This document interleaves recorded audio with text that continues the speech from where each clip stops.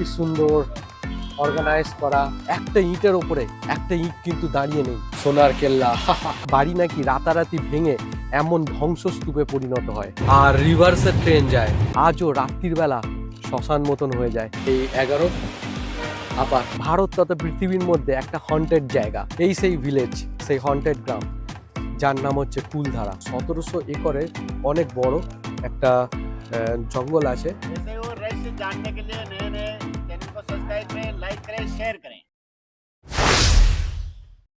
এখন আমি ভেরাভেল রেলওয়ে স্টেশনে বসে আছি, আর আমার ট্রেন হলো 11463। এটা ভেরাভেল থেকে জব্বলপুর যাবে, কিন্তু আমার গন্তব্যস্থান হলো আমেদাবাদ।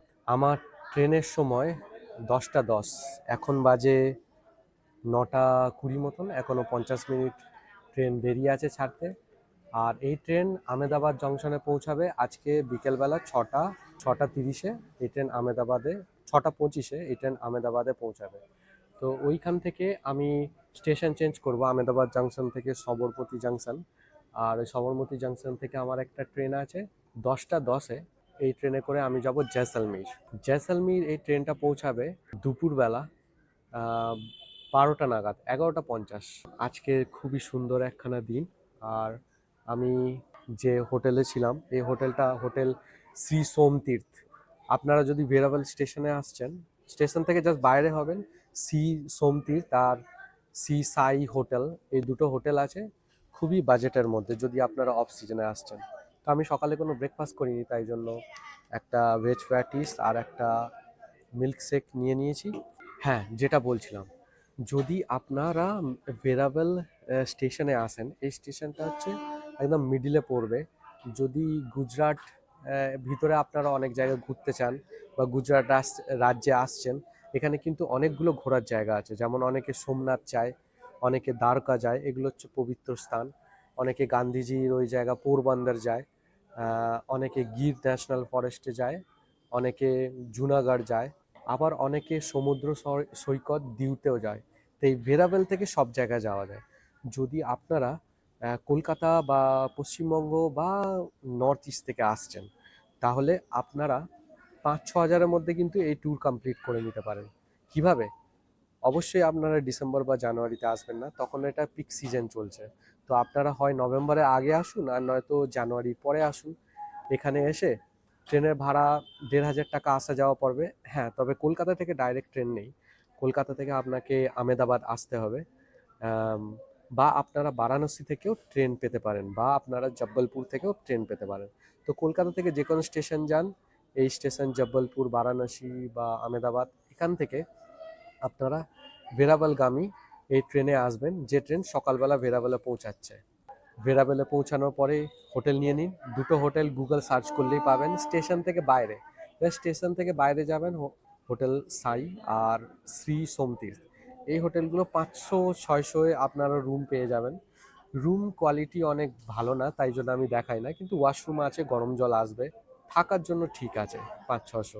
তো আপনারা 1-2 দিন থেকে গেলেন। আর এখানে অটো, আমি যেমনভাবে অটো রিজার্ভ করে গিরে গেলাম, তেমনভাবে আপনারা অটো রিজার্ভ করবেন। আর আপনারা আশেপাশের সোমনাথ যেতে পারেন, দ্বারকা যেতে পারেন, দিউ যেতে পারেন, গির ন্যাশনাল ফরেস্ট যেতে পারেন। আর যদি গিরে যাবেন তো অবশ্যই প্যাকেজ নেবেন না 6,000 টাকা, এই ভুলটা করবেন না। দেওয়ালিয়া পার্ক আছে 150 টাকার টিকিট, এটা বেস্ট অপশান হবে। দেওয়ালিয়া পার্কে গিয়ে ঘুরে আসবেন। এবার অটোওয়ালাদের সাথে কথা বলে নেবেন। অটোওয়ালাদের অনেক বুদ্ধি আছে, ওরা দুদিনে কিভাবে আপনাদের ঘোরাবে শুধু দামাদামি করে নেবেন। বলবে তো আপনাকে 1500-2000 এরম বলবে, কিন্তু অফ সিজনে 1000 টাকায় রাজি হয়ে যায় তারা।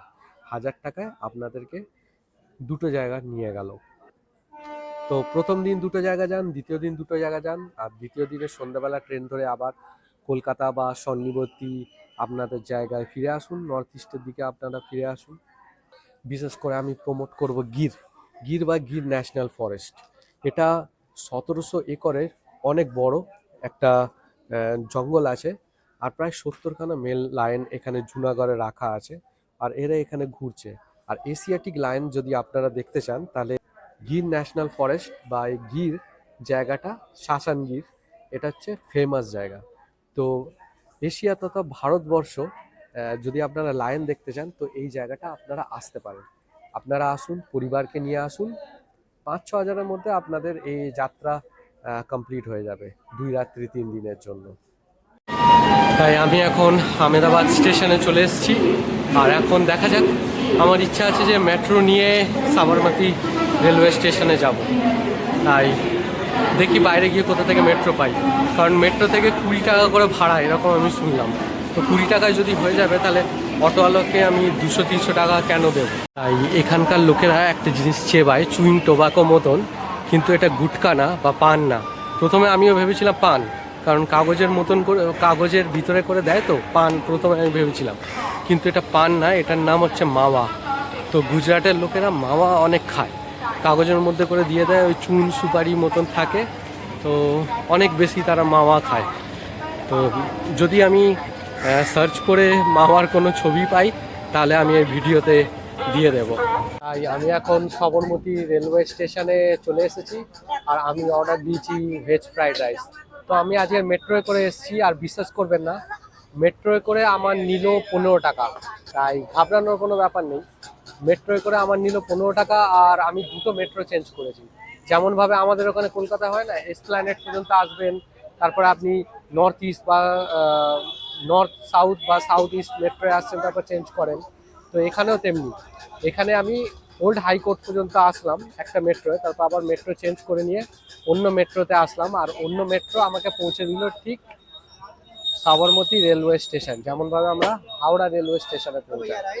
হে গাইস, আমি এখন ট্রেনে উঠে গিয়েছি, আর আমার ট্রেন নাম্বার হচ্ছে 20492 সবরমতী জয়সলমীর সুপারফাস্ট এক্সপ্রেস, আর আমার কোচ হচ্ছে S4, আর আমার সিট হচ্ছে 11, এই 11 আপার। ঠিক আছে, তো এখন সময় হচ্ছে 9টা বাজে, 10টা 10-এ ট্রেন ছাড়বে, আর আগামীকাল এই ট্রেন পৌঁছাবে 11টা 50-এ জয়সলমীরে। আর তারপরে বুঝতেই তো পাচ্ছেন, যেটা আমার স্বপ্ন, সোনার কেল্লা। অবশ্যই আপনারা সত্যজিৎ রায় সেই সোনার কেল্লা পড়েছেন, ঠিকই, সোনার শহরে যাব, আর সোনার কেল্লার আবার সেই ইতিহাস উন্মোচন শুরু হবে। তাই পোখরানে এসে এখানে কিন্তু ট্রেন অনেকক্ষণ দাঁড়ায়, এখানে ট্রেন প্রায় আধা ঘন্টা দাঁড়ায়, আর এখানে ট্রেনের লোকো চেঞ্জ হয়। তাই ট্রেন যখন আসে তার লোকো চেঞ্জ হয়, আধা ঘন্টা ট্রেন দাঁড়ায়, তারপরে আবার অন্যদিকে এই লোকো লাগানো হয়, আর রিভার্সে ট্রেন যায়। তাই জয়সলমীর আপনারা যখনই আসছেন তখনই পোখরানে এই ট্রেন দাঁড়াবে, আর এখানে লোকো চেঞ্জ হবে, আর রিভার্সে ট্রেন যাবে। তাই জয়সলমীর যাওয়ার রাস্তা একই দিকে না, আমি ভেবেছিলাম ওই দিকে যাবে, কিন্তু এখন রিভার্স হয়ে গিয়েছে, উল্টো দিকে যাচ্ছে। আর এখন সময় 10টা, আর 11টা 50-এ জয়সলমীর পৌঁছে যাব। তো যেমনভাবে দেখতে পাচ্ছেন, জয়সলমীর পৌঁছে গিয়েছি। আমার ট্রেন আসার কথা ছিল 11টা 50, কিন্তু 11টা 37 এখন বাজে। ট্রেন নির্দিষ্ট সময়ের আগেই পৌঁছে গিয়েছে।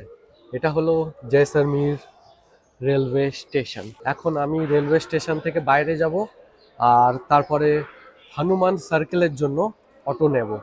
তাই প্রথমে বাইরে যাই, তারপর অটো নেব, আর তারপরে প্ল্যান যে কি করব, আজকের কি জয়সলমীর ফোর্টে ভিজিট করব বা আজকে স্যান্ড ডিউজ যাব, এটা পরে দেখা যাবে, প্রথমে আগে বাইরে যাওয়া যাক। জয়সলমীর রেলওয়ে স্টেশনটা কিন্তু খুব সুন্দর, এই দেখুন, এটা হচ্ছে এক্সিট, কি সুন্দর না, এর ভেতর দিয়ে এক্সিট করতে হবে।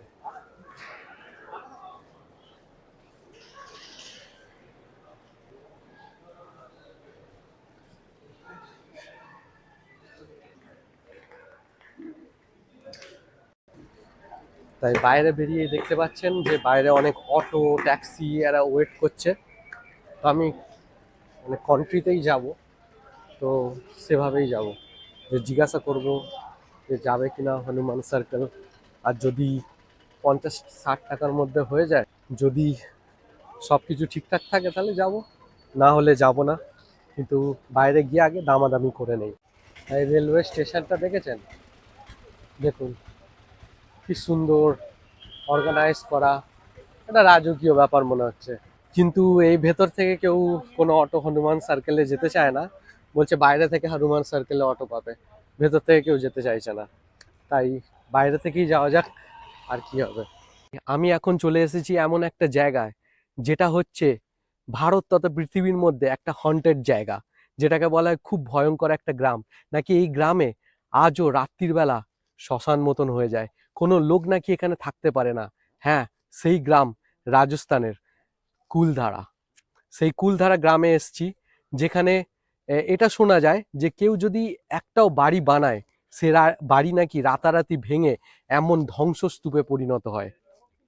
দেখুন, এগুলো কিন্তু বাড়ি বানানো ছিল, কিন্তু এই বাড়িগুলো ভেঙে ধ্বংসস্তূপে পরিণত হয়েছে।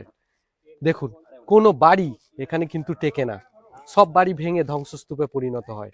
এই সেই ভিলেজ, সেই হন্টেড গ্রাম, যার নাম হচ্ছে কুলধারা। আপনারা যখন স্যান্ড ডিউনসে যাচ্ছেন, তখন ওই রাস্তার মধ্যেই আপনার এই কুলধারা ভিলেজটা পড়বে। তো যখন ড্রাইভারের সাথে যাচ্ছেন, ড্রাইভারকে একবার রিকোয়েস্ট করুন, আর এই কুলধারা ভিলেজে আপনি আসতে পারবেন আর এই জায়গা দেখতে পারবেন। দেখুন, সেই ভয়ঙ্কর জায়গা যেখানে একটা ইঁটের ওপরে একটা ইঁট কিন্তু দাঁড়িয়ে নেই, সব ভেঙে পড়েছে। যা কিছু বানানো হয় সব কিছু কিন্তু ভেঙে পড়েছে। এই সেই হন্টেড জায়গা, এটারই নাম হচ্ছে কুলধারা, সেই কুলধারা ভিলেজ। শুধু আমি না, অনেক পর্যটকরা বহু বছর ধরে প্রত্যেক দিনে এখানে আসেন, ভিড় জমান আর এই হন্টেড প্লেস দেখতে আসেন। তাই আমি একটা একটু ভালো সেই রকম বাড়িতে ঢুকে পড়েছি। আপনারা দেখতে পাচ্ছেন, আমার একটুখানি শরীর খারাপ আছে, তো ঠান্ডা লেগে গেছে আস্তে আস্তে। কলকাতা থেকে যখন বেরিয়েছিলাম তখনই মনে হচ্ছিল ঠান্ডা লেগে গেছে, এখনো ঠান্ডা আছে। এখানে সিঁড়ি করা হয়েছে, দেখুন এই সিঁড়ি এমন পলকা, সিঁড়ি দিয়ে কিন্তু ছাদে ওঠা যায়, কিন্তু আমি ছাদে ওঠার কোনো ভরসা দেখাচ্ছি না, কারণ আমি জানি না যে কোনো সময় কিন্তু এটা ভেঙে পড়বে। দেখুন, সেই হন্টেড প্লেসের সেই জায়গায়। তাই এখানে আপনাদেরকে ছাদ দেখাচ্ছি। এই বাড়িটার আপনি ছাদ দেখুন, ছাদ কিরম ভাবে তৈরি হয়েছে। এরা ঘরকে ঠান্ডা রাখার জন্য কাঠ আছে, কাঠের ওপরে খড় দিয়ে ওরা এরকম ছাদ বানিয়েছে। তাই আমি একটা ঘরে এভাবে ঢুকলাম। এই বাড়িটা মোটামুটি তাও ঠিক আছে, বাকি সব বাড়ি কিন্তু ভেঙে পড়েছে। এখানে আসার পরে যে, এখন তো দিনের বেলা সময়, যে সমস্ত ভয়ঙ্কর জিনিসের সম্মুখীন বা কথাবার্তা শুনেছি, এনারা এখানকার লোকাল, আর এদের কাছ থেকে আপনারা শুনুন যে এনারা কি বলছেন। ऐसे वो रहस्य जानने के लिए नए नए चैनल को सब्सक्राइब करें, लाइक करें, शेयर करें। थैंक यू भाई। भाई चैनल सब्सक्राइब करो भाई का, जो भी है मुझे नहीं पता। কুলধারা গ্রামের সেই ভয়ঙ্কর অভিজ্ঞতার গল্প বুকে ধরে নিয়ে আমি এগিয়ে চললাম আমার ডেজার্ট ক্যাম্পের উদ্দেশ্যে, যা আপনাদের সাথে আমি পরবর্তী পর্বে শেয়ার করব। সাথে থাকবেন, খুব তাড়াতাড়ি আবার দেখা হচ্ছে। আমি এখন চলে এসেছি জয়সালমীর ডেজার্ট ক্যাপিটাল রিসোর্টে। শুধু বালি আর বালি।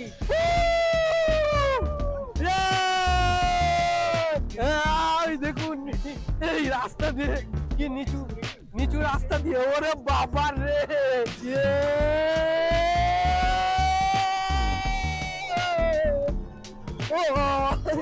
ওরে বাবা রে, এই ওপরে তুললো তুললো তুললো, ওপরে ফেললে, উঠ চলেছে ঘেজাক ঘেজাক করে জয়সালমের। ইয়ো ইয়ো, তো উঠ সাফারি খুব সুন্দর চলছে দর্শক বন্ধুরা।